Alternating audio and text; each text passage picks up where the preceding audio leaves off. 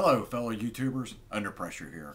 Today, we're here to talk about the Saiga 12 combat shotgun. No, not combat. Combat bad. Sporting shotgun. Sporting shotgun good. I got this from Cheaper Than Dirt. Atlantic Firearms has got them also. I think they have the Centuries. I don't think this is Century. This came actually straight from Imza, or however you say it, the Russian factory. It came in a factory box. I think I paid right at $6.13 or $6.11 shipped. I have to look, but and these things are going for stupid money on a lot of places. People are paying $900 for unconverted models. Now, mine's not converted, even though it looks like it. The full conversion moves the trigger group forward to the back of the magazine, and it puts a true AK bolt, a nut and bolt for a true AK handle. See, this is actually bolted on the bottom of the T6 group. So this one's slightly modified. As you can see, it has a Picatinny front end and the hand grip. So let me do a review of the gun and all the stuff I got. The gun itself, 5-round factory mag, worked like a champ. The 10-round stick mag, for me, worked like a champ. The 20-round drum, I had to play with a little bit, and it finally started off and on kind of working. And I'll get to that in just a second. My buddy had his, and his only worked on his 20-round drum. The stick mags weren't working very well. Let me explain why. When I got mine in, I got the reliability kit from Carolina Shooters, which is online, by the way. $49. It comes with a new gas plug, a new gas piston, not a strong front spring. This is a 2-spring, not a single spring, but 2 springs in here for your recoil, and you replace them with a lighter spring. Now, when I first got there and I had the gas plug turned all the way down, it would not cycle anything. It was a single shot. Backed it off to number 4 on my 5-position MD gas plug, and the heavy number 4 shot, no problem, cycled fine. One more click. Oh, I'm sorry. I take that back. I was on setting 3 of my 5. I took it to 4 of the 5. Cycled everything. The number 8, the number 4, and that's birdshot, by the way. It's just, you got to make sure it's an 1 1/8 ounce loads. 2 3/4, non-magnum, no nothing. Nothing else has been done to this gun except for the reliability kit. As you can see, typical AK craftsmanship in here. Tooling marks, burrs, sharp edges, smeared with cosmoline.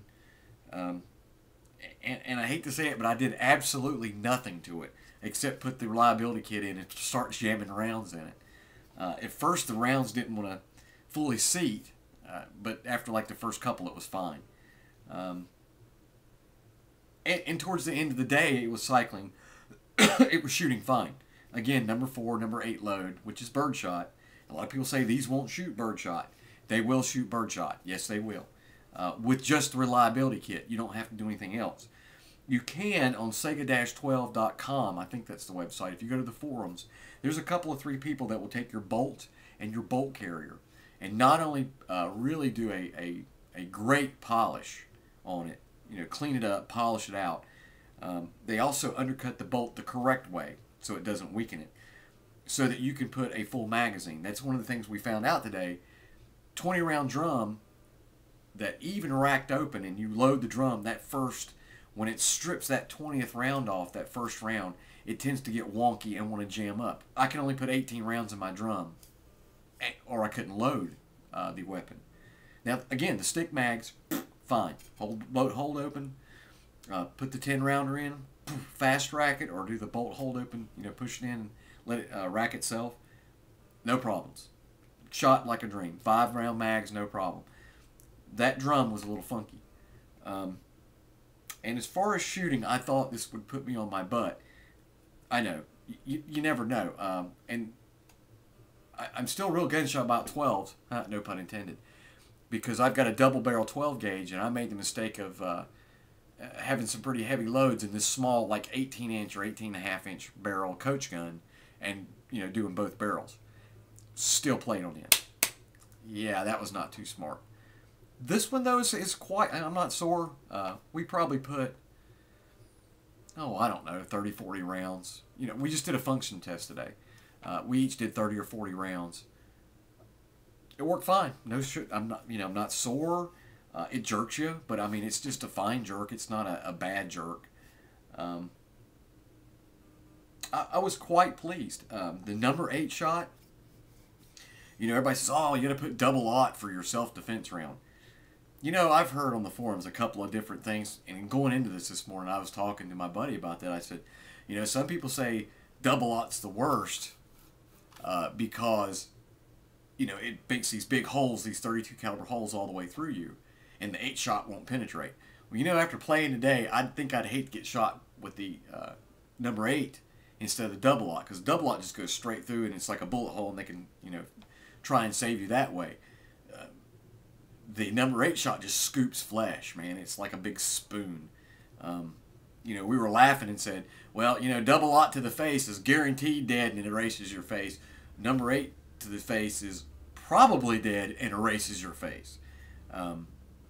So there's not much of a difference there. I know everybody's, oh, but I mean, because like I use a 9mm for my home defense, or when things go bump in the night, you know, I'll grab my 9mm and that's what I use. Some people use a 22, some people use a Saiga 12. It's just personal. I wouldn't use a shotgun in the middle of the night. First of all, you're half asleep and you're having to walk through your house, so you got to try, you know, move around with the gun. And I don't know about you, but I don't wake up very quick. So I'd much rather have a 9mm with, like, you know, 16 rounds or 20 rounds to be able to, and you know, with low velocity, non-over penetrating rounds.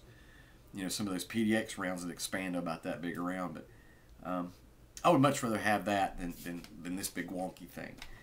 Having said that, this is a lot of fun to shoot. As you can see, I've got the hand grip on it. That's probably coming off because the magazines, even the 10-round stick mags, are like cartoon big. And it would actually hit this as you're trying to fit it in, because it's got to like come way up here and click down. And so I wound up taking the hand grip off and shooting it just holding the forearm, and it worked fine. I mean, I was worried about it, but no, it worked fine. Maybe I'll put the other Picatinny around the front and move the handle even farther forward. And you can't put the drum mag on there either when that's on there. I mean, you got to tilt that thing. If you've seen the 40-round AK mags, how goofy they look, they come all the way up to the front of the gun just about. Again, you know, they're big mags. It's 12 gauge. But all in all, like I said, I paid $600 for it from Cheaper Than Dirt, $611, $613 shipped. I've got the reliability kit from Carolina Shooters, $49.99. I've got the UTG 4N and T6 set. I think I could have saved some money there. And I'm not real happy. I am happy that this is plastic and it's light. I made the mistake on my AR putting all aluminum everything on it, and this and the big scope, and well, suddenly my 7-pound AR was like, you know, 20 pounds or 15 pounds. And this starts out damn near 8 pounds already in stock shape. So anything you throw on here is even more, and that's not loaded. You put a 20-round drum magazine on here, and the gun, or the weapon, and all your accessories, and well, pretty soon, you know, you got a 16 to 20 pound gun in your hands. And that big drum, that's why I said you're not going to run out. You know, it's just, unless you're like Arnold Schwarzenegger with, you know, huge arms and a big old barrel chest and pick things up and put them down. But, you know, it's a fun gun. It's a fun weapon. It's fun to shoot. It's a cool little 12 gauge. No, I would not trust my life at it in this configuration. I'd have to do a hell of a lot more work to it until it functioned flawlessly. And towards the end of the day, this was starting to function very well. Again, never shot it. Brand new gun. Just did a clean and inspect and a light oil. Because some guns like to run wet. Some guns like to run dry. Anytime I get a brand new gun, I just put a very, very, very light coating of oil on it. Because you never know what they want to do. So that may have added to it not functioning well to begin with. Until it loosened up a little bit. We were shooting number 4, number 8 shot today. Didn't shoot any double aught. Really didn't care to. Because, again, this was just a function test. And my buddy, who does not have anything but a stock Saiga with the 2-position gas plug, we were actually comparing it to mine with the reliability kit on it to see how well it functioned. And heads and above, this thing shot the 8 load, the number 8 shot. His would not. His would not cycle with number 8. And after we screwed around with it and put it on the lighter setting, you know, stock Saigas only have 2 settings. I think the new ones coming out next year are going to have 3. But the stock ones only have 2, and even turning his to the light setting, it would only cycle the number 4 reliably. And then only in, I think, the drum magazine. Because my 10 magazine, my 10 round mags fit mine perfectly, but for his, they wouldn't click into place. Typical Russian variations between each model. And his is about 8 months older than mine. I think his is a Century build, and this one is straight from Izma, or however you say the Russian name. And I put this cool little trench gun cover over the heat diffuser, and I like that instead of the standard, you know, wasp waisted AK gas tube. Don't have a I'm not going to lean over the barrel even though it's unloaded. I don't have a compensator on here or a muzzle brake or anything like that. I've just got the standard thread protector. I can't see how it would do anything. Some of them come with chokes. I don't think I'm put a choke on this. I mean, we were shooting at 45 to 60 feet, and you know, it was hitting man-sized targets just all day long. It was not going much outside, you know, I think they're B-58s, the silhouette targets, the full size, and it was not going much outside the black. So, I mean, even at that long range for a 12 gauge with no choke, it was still patterning really, really good, and we were using birdshot again. Even number 4 is, I guess you'd call it birdshot. So we will eventually try some double-aught, maybe some slugs, just to see. This is not a rifle barrel, by the way. So even if you shoot slugs, it's not a rifle barrel. Not a rifle barrel. So you're still not going to get a lot of accuracy out of it with a slug. I mean, it's not a deer gun. Though people use it as deer gun. I've seen videos on YouTube. So I got a video now that I'm going to upload with this one also. It'll be the Saiga 12 with us at the range. It's a short video. It's me with a 20-round drum with 18 rounds loaded in it, because it wouldn't load with 20. You had to back it down to 18 to get the action to close. And as you'll see, the first round jammed. And then after that, it started working fine.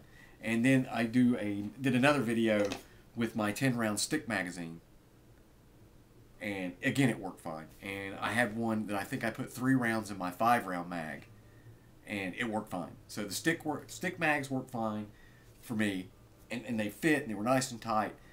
Now my buddies, again, his is a standard Saiga. I think his is a Century build. It may be it is mine, just like mine, but I think he got his about 8 months earlier than mine. And his drum, which worked well for him, was sloppy. Mine was nice and tight, which may be why mine didn't load well. And the stick mags on mine are nice and tight, but on his they wouldn't actually click. They wouldn't lock right here. He would have to trim my stick magazines down to fit his. Again, typical AK variations. Gotta love the Russians. But all in all, it's pretty cool. I was holding out for a KSG. Probably won't see those till next year. This time next year, summer of 2013, before we can afford them. MSRP on the KSG is like $800. You're lucky if you can find one for less than $1,500–$1,600, because you just can't find them. I don't know if Kel-Tec's not making a lot.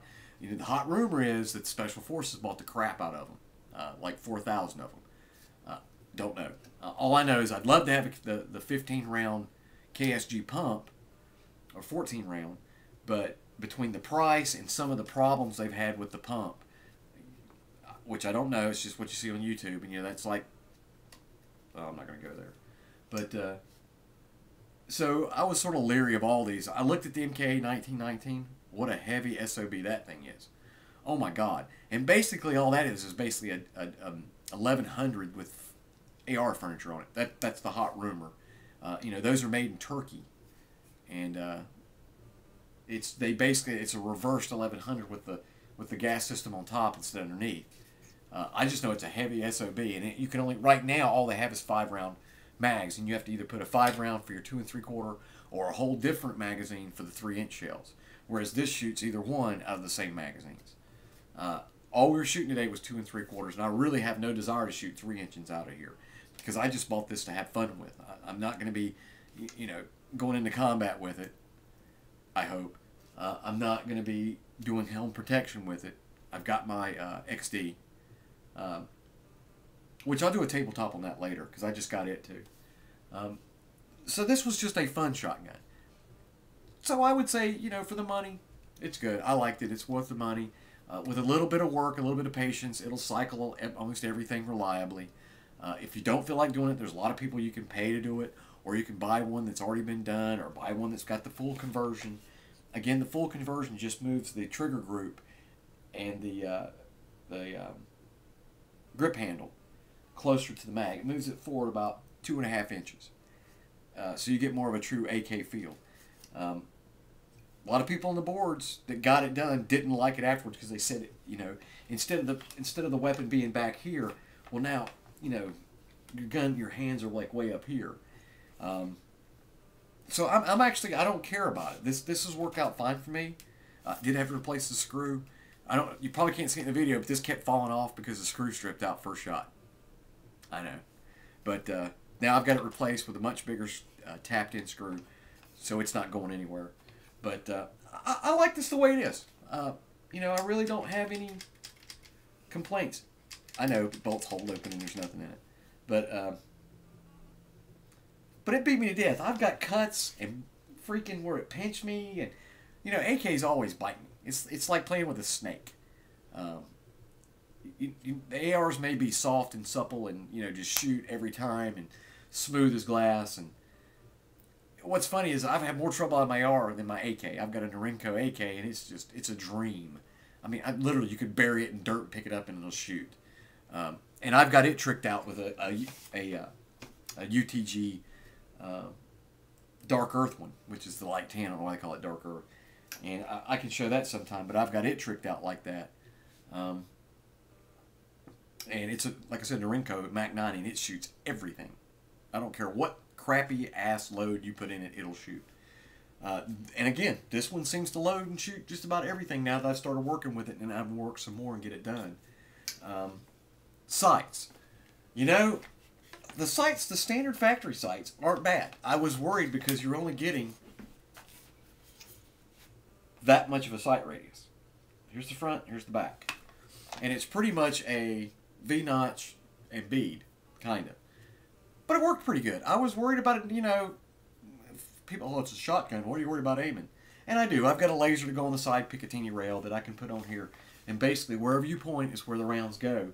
But the sights worked really well. I was surprised. I was going to get some ghost rings or something and weld them on here, like a combat, like the 870 or the Mossbergs have those big, tritium ghost rings that you can get, which I thought were cool, but why? Why spend $200 or, $100 and something dollars and then $80 to have them welded on or whatever? And some people are buying the HK, like the ones on the G1s and G3s, and they're welding it on the back here of the dust cover and putting it, they have a mount that I think it either goes on the front of the barrel or right here, and they weld the front ring sight. I've got a couple of weapons that have the HK sighting system. I don't like it. I'd much prefer that for a shotgun, this open V and bead, because it worked. I didn't think it would, but it did. If you're shooting from the hip, you need a laser or just point and shoot. Point and click interface on this, by the way. All right, so I'm going to upload this video, and then I'm going to upload the video of me shooting it. Don't get all crazy, okay? I don't do this for a living, and I don't play one on TV. I do this for fun. I reload for fun, which some of my friends think I'm strange because I like reloading. But now I have to find a 12-gauge reloader, which is not cheap. I use a Dillon RL550 for my handguns and rifles, and I'd really love to have the Dillon 900 shotgun loader, but it's like $900. So I don't think I'll be getting one of those. Maybe MEC or a Lee, one of the single stages or something, you know, that's like 60, 80 bucks. But then again, shotgun shells right now are cheap. Cheap, cheap, cheap, cheap, cheap. I think I got 250 rounds of number 8 shot. It was like 50 bucks on Lucky Gunner. And I got 250 rounds of number 4 shot. I think it was like 65. It was like 121 or $127 for 500 rounds of shotgun ammo shipped straight to my door at work. I mean, really? That's pretty good. So anyway, that's what I got.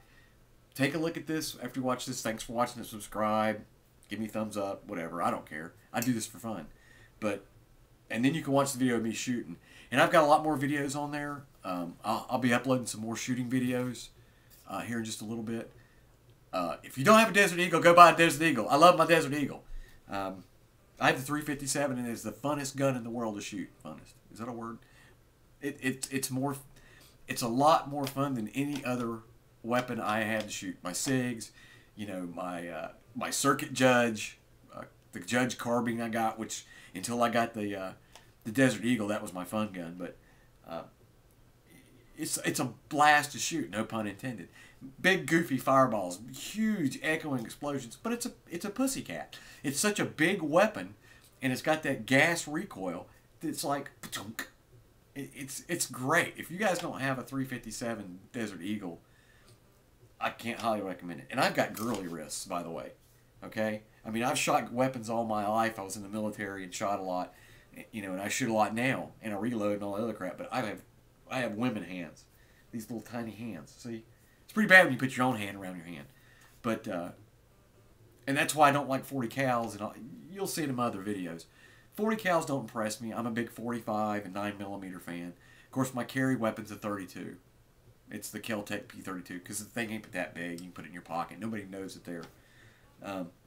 Now I'm rambling. So I need to shut this off and upload it, and you can watch this in the shooting videos. All right? Have a good night, and thanks for watching.